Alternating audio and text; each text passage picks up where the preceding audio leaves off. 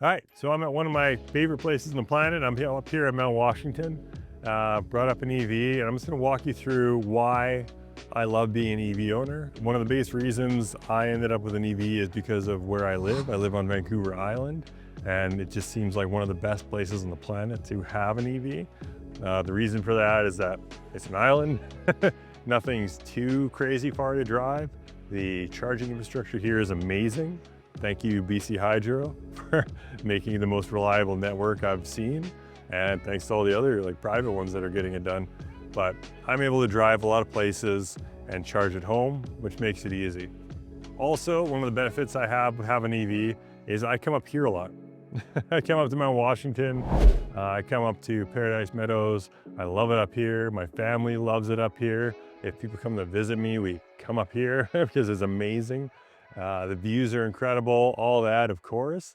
It's also a drive that is incredibly high vertical. You're going 500 to 1,000 meters of vertical. So it's a very steep road up. Having that torque of an electric motor or two is very, very nice. Winter or summer, it's all good. And I can come up and down on a single charge, no problem. Usually can do it 2 or 3 times if I really wanted to. But having that torque on the way up is incredible. The added benefit is with these EVs is on the way down these steep grades, you're going to be regenerating the power through the regen braking system. So what that means is you're not going to be wearing out your brakes as fast because you're not using them as much. You're relying on the little electric motors to pull that energy out of going downhill and putting it back into the battery, which is really, really cool. Having that where I'm saving the gas on the way up, generating some power for the battery on the way down, and then even the stuff I lost is going to be way cheaper to recharge, to refuel up, because it's an electric vehicle and electricity here is relatively cheap compared to paying for petrol. And that kind of leads to my next thing is maintenance. Everybody kind of knows there's less maintenance with these things, but it is pretty crazy. You still got to take it in for little things like tire balancing, air filters, if you don't do it yourself, and just checkups on the computer and updates and things like that. But generally, it's very minimum. One of the things that was funny about having an EV that had one pedal drive, so I have an Ioniq 5, and it has the one pedal drive. And with that one pedal drive, it's really great. I like using it, but the nice thing about using it is that, like I said, you regen on the way downhill and you're saving your brakes.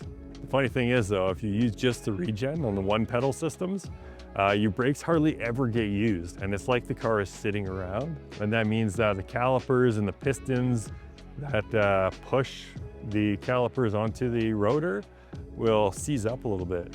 It might not seize up like they don't work, they'll always work, but one might seize up a little more than the other because they're not moving consistently and they're not lubricating themselves, and you might get a little bit of off balance. That's the only thing I've really had with my experience with the electronic car, the EV, is that if you're doing that one pedal drive all the time, you might have that kind of issue with the brakes because they're not being used that often.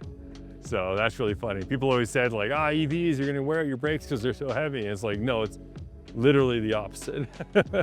The one behind me, I'll make a little pitch for it. I work with Toyota, is the BZ4X, which I think moving forward is just gonna be called the BZ, which I approve of.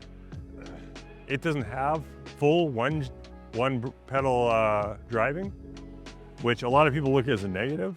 But because of my experience with the pedals, or with the brakes kind of seizing up a little bit and not being balanced, this is actually a really good system. So it's more of an automatic system, but it seems to be able, and I don't know the science or the mechanics behind it, but it seems to be able to sense if you're going down a hill and I let off the accelerator, it applies enough regen braking. Yeah, it works really, really well. And the brakes, if you're applying them, it isn't always just the mechanical.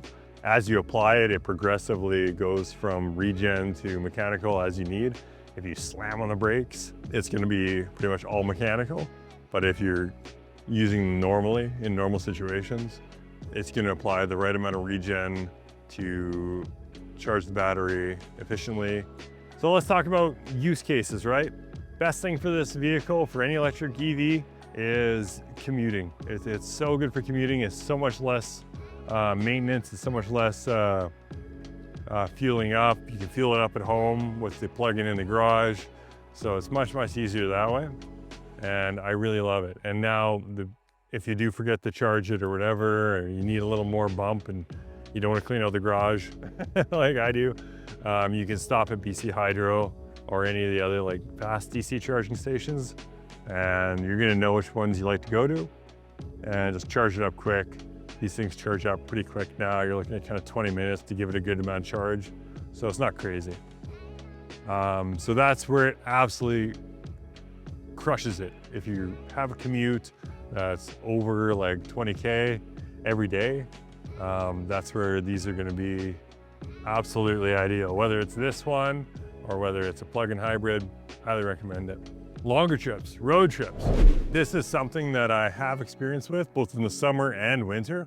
What I can tell you is that the range in the winter goes down. It's 20 to 30% you lose in the range. So what does that mean on a road trip? In the summer, not an issue. In the winter, what I find is that as you're driving, for me, it was a trip from the island here all the way to Panorama, and then stops on the way back for a ski trip where I was doing Pano, Kicking Horse, Revelstoke, Sun Peaks, and then home. I got a video of that. Because of the lowered range, what I found is that it's actually not that big of an issue when you're in the main metro places. So coming from the island, great infrastructure, Vancouver, great infrastructure, but as you get more rural, there's gonna be less chargers. There's gonna be less fast chargers. They're gonna be spread out a little more. And it's just gonna be a little harder to be on top of it. You're not gonna be able to go in, hit the fastest BC Hydro fast charger you can find at 180 kilowatts. You're gonna find a BC charger that's 50. And I will give BC Hydro credit, it's always 50. Just really nice. Like if it's a 180, you plug it in, you get fast charging, close to 180. If it's a 50, you get 50. You get what you pay for, which is really, really nice. Because some of the private ones, some of the gas station ones will say like up to 300 kilowatts, but you plug it in and it ramps it down to 23, 24 kilowatts, which will take an hour to charge your vehicle or more. So yeah, it's nice having that. But what I was gonna say is, yeah, as you're going more rural, you're gonna get less chargers, less frequent, less numbers, and yeah, it's just gonna be a little more of a pain. All right, so purchasing one of these vehicles. Now that they've been out for a while, there is a good used market, and I think most people should kind of gear towards that like 2 or 3 or 4-year-old EV, because they're still amazing vehicles and they've proven their longevity with so many other vehicles that I think it's a really great idea to do that. The argument's been made, hey, maybe you should go for a lease, because then you're getting a new vehicle, the dealership's taking some of that hit on the depreciation, but I can promise you, a dealership's gonna incorporate that depreciation into their vehicle, so you're not really getting advantage there. The advantage to having the lease is basically you're renting this vehicle from the dealership. They're kind of taking the risk of if the vehicles do go down or up, so it's a nice way to do it. If you want a new vehicle, you don't want to worry about the depreciation or resale or anything like that, and you're keeping it within the lease kilometers. I think that's a really great way to go. That's kind of the no worries way to go. But I think for most people, the best thing to do is keep an eye out at dealerships for a used EV. So a lot of people will lease, and those lease returns come back. That's the one you kind of want to jump on if you can. I think having a lease return is a great idea, or someone's trading in for a newer EV or a different vehicle. They come through dealerships all the time. They come through ours all the time. This is one here. So there's that option to buy a used vehicle. Somebody else is taking a hit on the depreciation and the vehicle's still incredible condition. If you're just gonna have one vehicle, I would recommend a hybrid of any kind. A plug-in hybrid if you're doing a lot of short commutes, or a automatic hybrid. The nice thing about the automatic hybrids is that they've been out for a very, very long time, especially with Toyota, with the Prius and stuff like that. They've been out for a long time, so there's a really good used market for them. But if this is your second vehicle, if you're someone that needs just a vehicle for a lot of commuting, this is gonna save you a ton on maintenance, a ton on gas. You're gonna love driving it. It's so quiet. I can listen to my audiobooks and podcasts and at a very low volume, and it's really, really nice and quiet. The get up and go is amazing. It does feel like you're driving an iPhone.